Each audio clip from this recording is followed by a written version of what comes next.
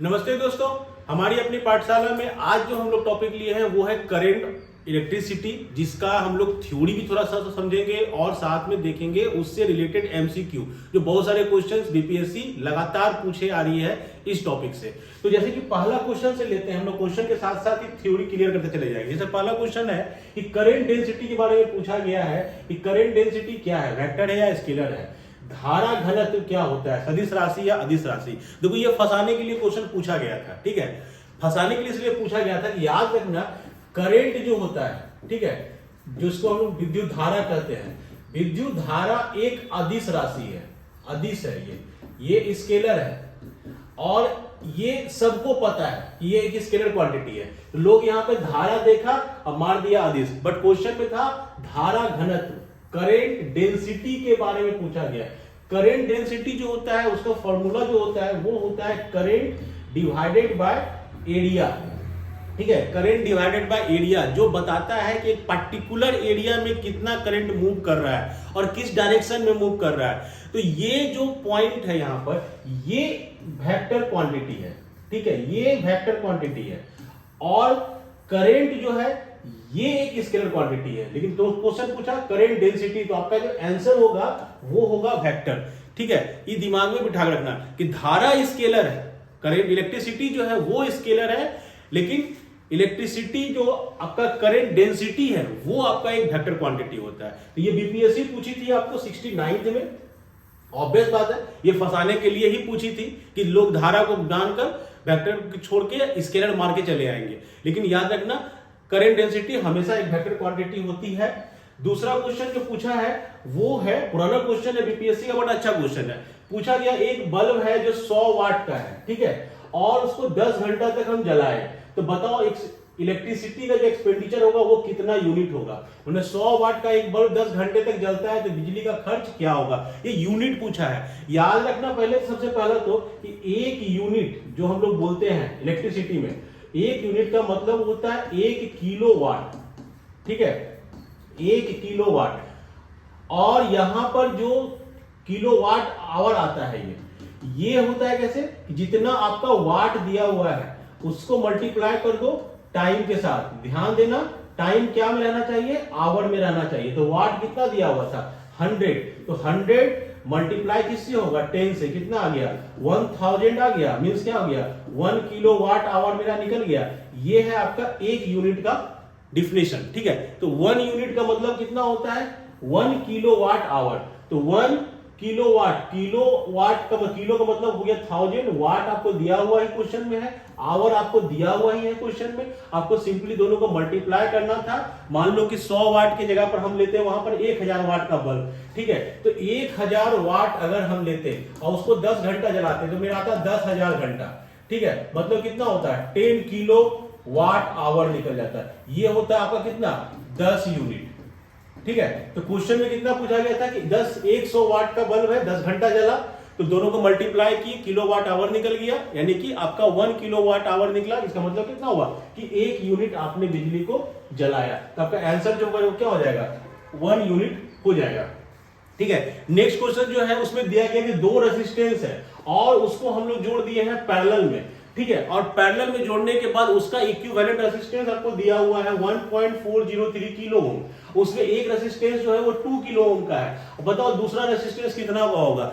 देखो इस तरह के क्वेश्चन बीपीएससी, ये 66 का क्वेश्चन है, मतलब वो एप्लीकेशन पे घुस गई। अब मतलब आपको कैलकुलेशन भी करना है। तो यहां पे याद रखना कि जब हम लोग कनेक्शन करते हैं तो 2 तरह का कनेक्शन होता है। एक होता है सीरीज कनेक्शन, जैसे मान लो कि 2 रेजिस्टेंस है और दोनों को हमने सीरीज में जोड़ा। सीरीज मतलब क्या हुआ कि इसका प्लस इसके माइनस के साथ, फिर प्लस फिर माइनस, ऐसे जुड़ा हुआ है। इसका मान लो कि रेजिस्टेंस R1 है, इसका रेजिस्टेंस R2 है। इस कंडीशन में R इक्विवेलेंट जो मिला समतुल्य निकलता है, जो इक्विवेलेंट रेजिस्टेंस निकलता है उसका फॉर्मूला हो जाता है दोनों का सिंपली जोड़, R1 प्लस R2। ये कब होगा जब हम लोग सीरीज में कनेक्शन किए होंगे। लेकिन जब हम इस तरह का कनेक्शन करें, एक रेजिस्टेंस को लिए, इसके प्लस को इसके प्लस के साथ जोड़ दिए, इसके माइनस को इसके माइनस के साथ जोड़ दिए, ठीक है। इस तरह के कनेक्शन को हम लोग कहते हैं पैरेलल कनेक्शन। ये क्या हुआ पैरेलल कनेक्शन हुआ।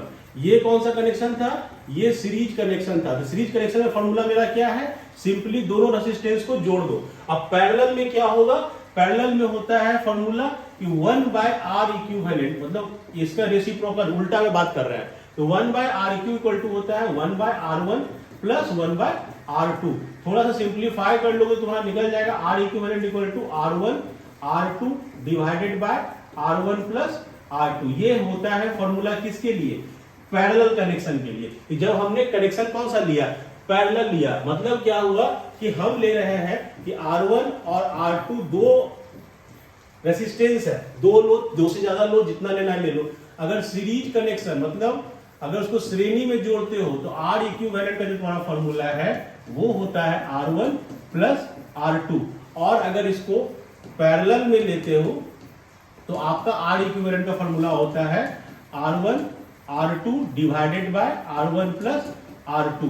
दोनों का फिगर भी देख लो फिर से, इस तरह से दो रेसिस्टेंस यहाँ पर सीरीज में जुड़े हुए हैं, इसमें दो रेसिस्टेंस आपके पैरेलल में जुड़े हुए हैं, इस तरह से, ठीक है। तो इस तरह का फिगर है। अब आपको क्वेश्चन पूछा जो था, वो क्वेश्चन पूछा था कि जो इक्विवेलेंट रेसिस्टेंस है वो 1.403 है। मतलब क्या हुआ कि R इक्विवेलेंट जो है वो दिया हुआ है 1.403 किलो ओम, ठीक है।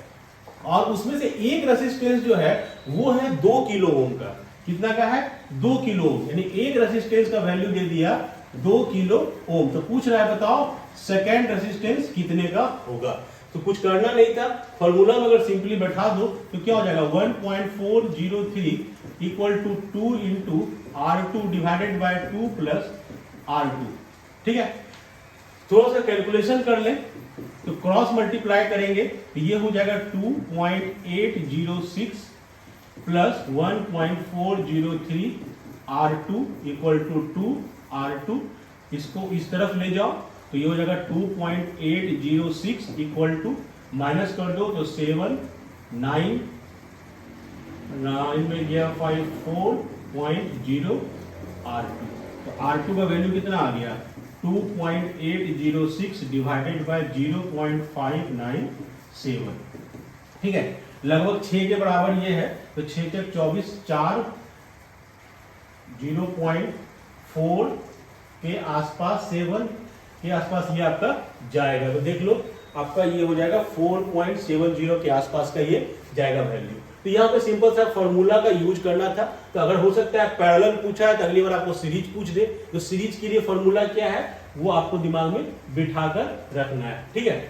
अगला क्वेश्चन है electricity consumption bill is based on the measurement of. अभी हमने क्वेश्चन देखा था, अभी जो मेजरमेंट कर रहे थे तो क्या निकाल रहे थे, किलो वाट आवर निकाल रहे थे, ठीक है। तो हमको इसमें किस किस चीज का, जब हम बिल का कैलकुलेशन करते हैं तो हमको किसका किसका जरूरत पड़ता है। किलो का तो मतलब हो गया 1000, किलो का मतलब क्या हो गया 1000।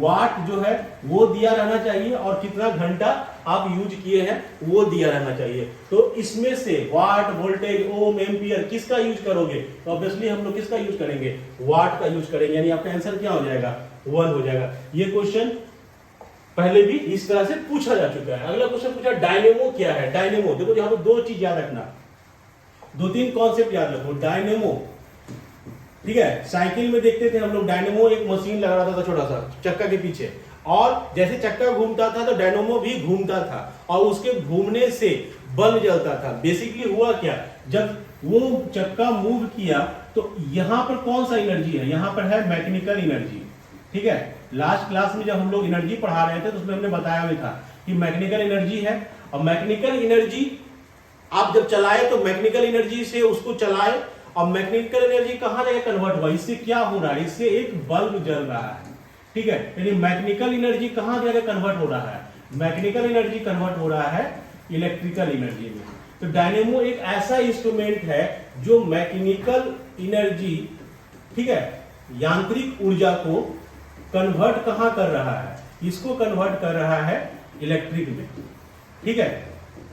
इसी का एक उल्टा होता है मोटर, इलेक्ट्रिक मोटर, जो आप अपने घर में यूज करते हो पानी खींचने के लिए। उसमें क्या सप्लाई करते हो, उसमें आप बिजली देते हो, आप ऑन करते हो तो उसको बिजली दिए, बिजली देने से वो पानी नीचे से ऊपर फेंकना शुरू करता है। मतलब क्या हुआ, उसको दे क्या रहे हैं, उसको दे रहे हैं हम लोग इलेक्ट्रिकल एनर्जी, ठीक है, और बदले में वो हमको क्या दे रहा है, वो बदले में हमको दे रहा है मैकेनिकल एनर्जी। ठीक है, तो यहां पर आपको ये कन्वर्जन हमेशा पूछता है कि बताओ डायनेमो क्या करेगा, मोटर क्या करेगा। तो यहां पूछा एक डायनेमो एक डिवाइस है जो क्या कन्वर्ट करता है, तो वो कन्वर्ट करता है मैकेनिकल एनर्जी को किसमें, इलेक्ट्रिकल एनर्जी को। डायनेमो क्या करता है, यांत्रिक ऊर्जा को कन्वर्ट करता है विद्युत ऊर्जा में। आपका आंसर क्या हो जाएगा, आपका आंसर हो जाएगा सी। ठीक है, नेक्स्ट क्वेश्चन देखो, वही पूछ ही दिया, इलेक्ट्रिक मोटर। इलेक्ट्रिक मोटर क्या करता है, ये कब पूछा, 64th बीपीएससी ने।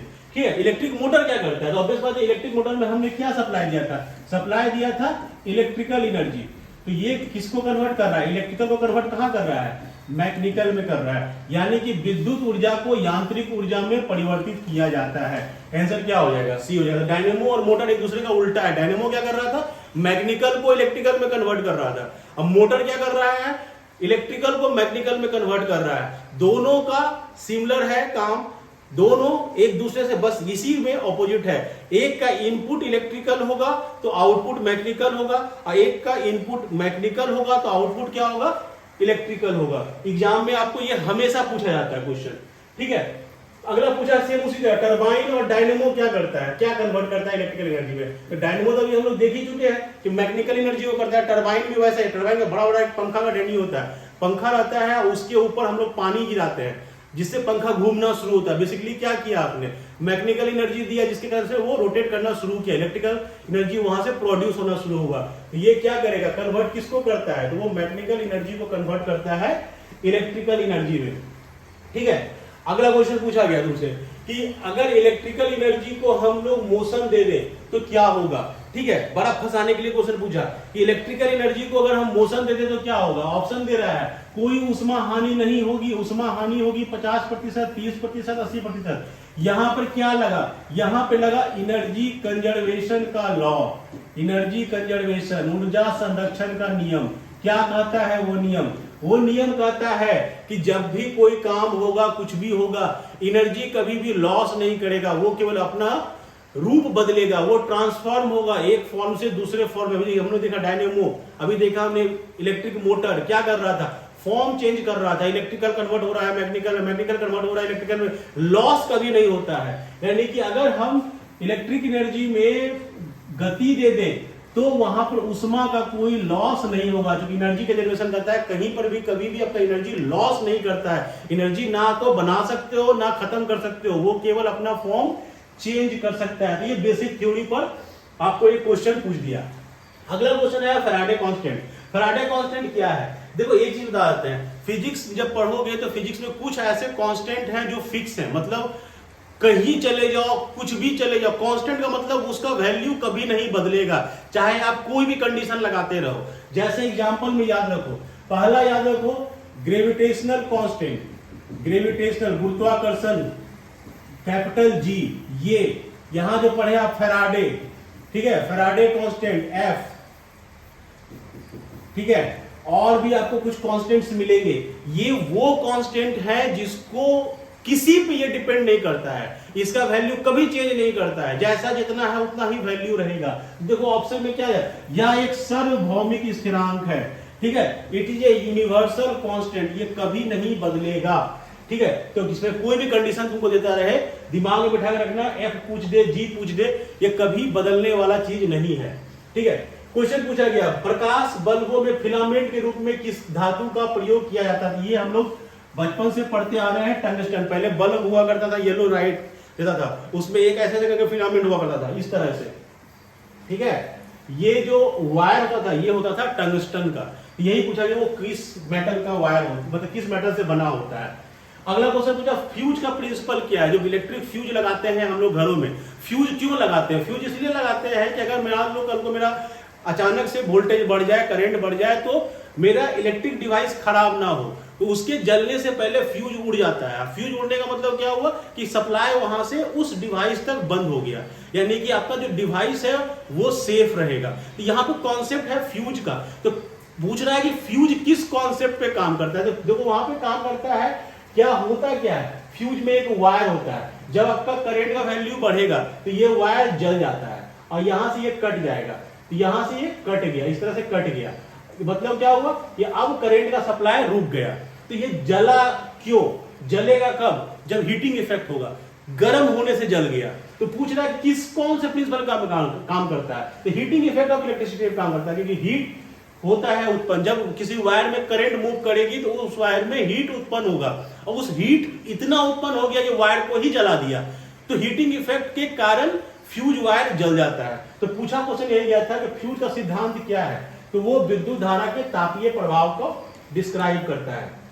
ठीक है, नेक्स्ट क्वेश्चन है, how does the white light produce in the tube? ये क्या है, कौन सा ट्यूब? मरकरी जो आप घर में देखते हो, उससे उजला लाइट निकलता है। वो लाइट कैसे निकलता है? उसमें होता क्या, मरकरी नाम का एक मेटल है, ठीक है, वो उसमें भरा हुआ है, ठीक है, गैस के फॉर्म में, और उसके जो मॉलिक्यूल्स होते हैं वो तेजी से एक दूसरे की तरफ दौड़ते हैं, जिस कारण से हम लोग को उजला उजला लाइट, व्हाइट लाइट दिखाई देता है। यानी कि क्या हो जाएगा, बाय एक्सेलरेटिंग द एटम्स या बाय ऑसिलेटिंग द मॉलिक्यूल्स होगा, एटम नहीं होगा, मॉलिक्यूल, अणुओं के दोलन से जो मरकरी के मॉलिक्यूल्स हैं उसके रन करने, एटम याद रखना कभी भी मूव नहीं करता है कहीं पर, वो दिखेगा नहीं कभी भी, आपको मॉलिक्यूल दिखेगा। तो हमेशा फंसाने के लिए दिया है, परमाणु भी दिया और अणु भी दिया, आंसर क्या हो जाएगा, अणु हो जाएगा। ठीक है, नेक्स्ट क्वेश्चन जो है, AC current can be produced by, ये बीपीएससी पूछी है 69th में। अब देखो यहां पर क्वेश्चन में थोड़ा सा बताते हैं, आंसर इसका डायनेमो दिया, डायनेमो एक्चुअल में इसका आंसर है नहीं।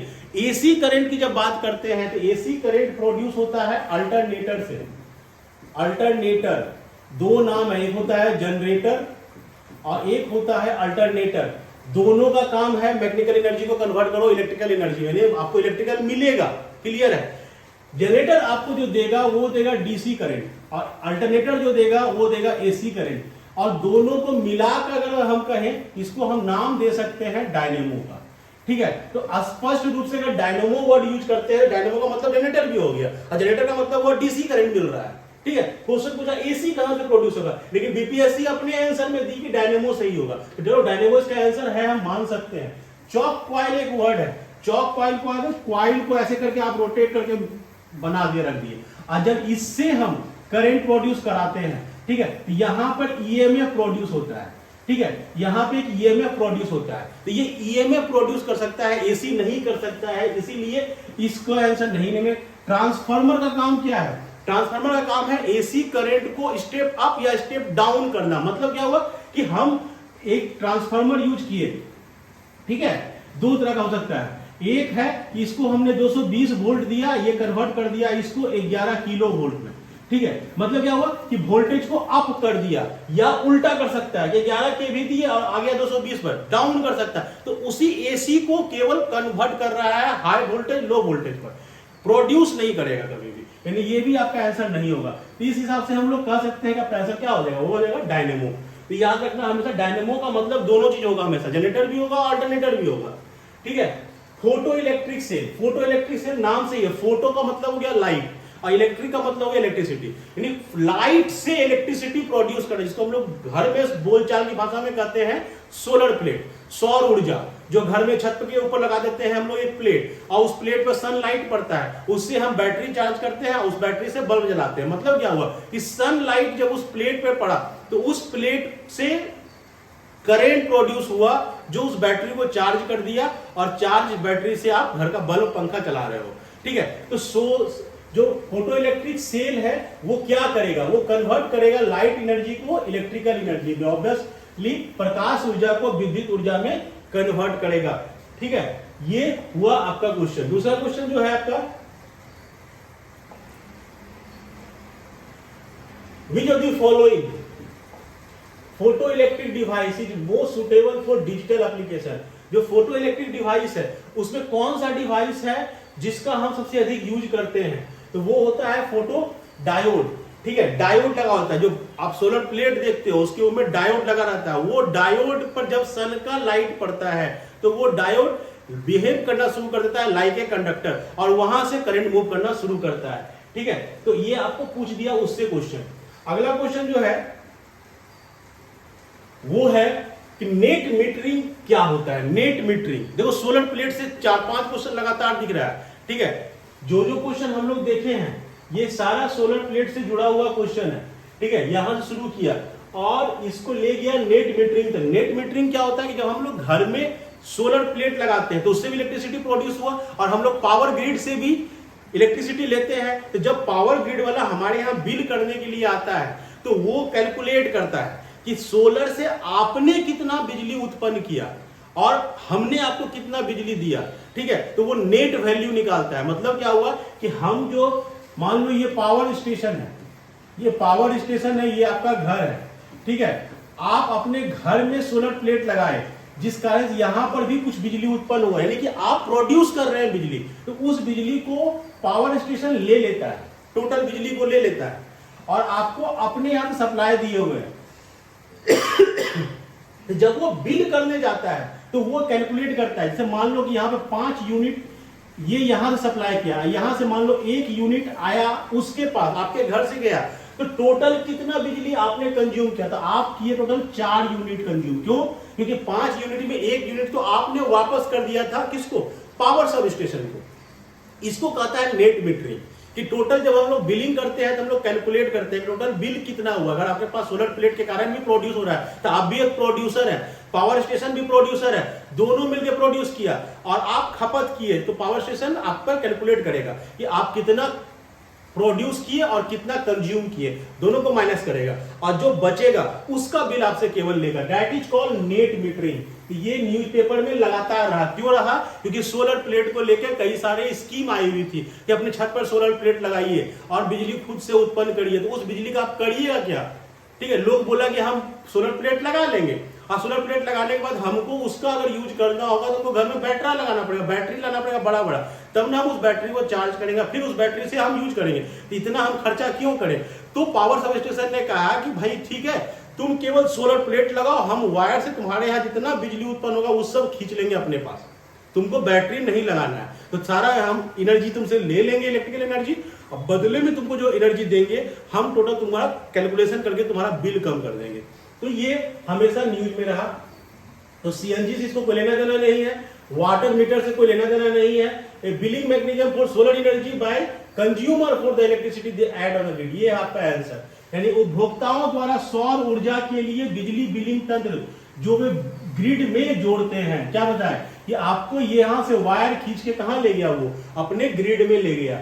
ठीक है, तो 69 का ये क्वेश्चन था। फिर है due to temperature variation along and conductor. ये सिंपल सा थ्योरी है कि एक कंडक्टर है, इसके दो सिरा पर अलग अलग तुम टेम्परेचर कर दो। ठीक है, टेम्परेचर यहां पे कर दो T1, यहां पे कर दो T2, तो तुमको दिखेगा कि यहां का पोटेंशियल अलग हो जाएगा, यहां का पोटेंशियल अलग हो जाएगा। ठीक है, पोटेंशियल चेंज हो जाएगा। पोटेंशियल क्या होगा? चेंज होगा। किसके कारण? टेम्परेचर के कारण। तो पूछ रहा है कि ये कौन सा इफेक्ट कहलाता है? ये इफेक्ट ये बताया गया था थॉमसन के द्वारा, इसको कहते हैं हम लोग थॉमसन इफेक्ट। ठीक है, नेक्स्ट क्वेश्चन जो आया है वो है आपका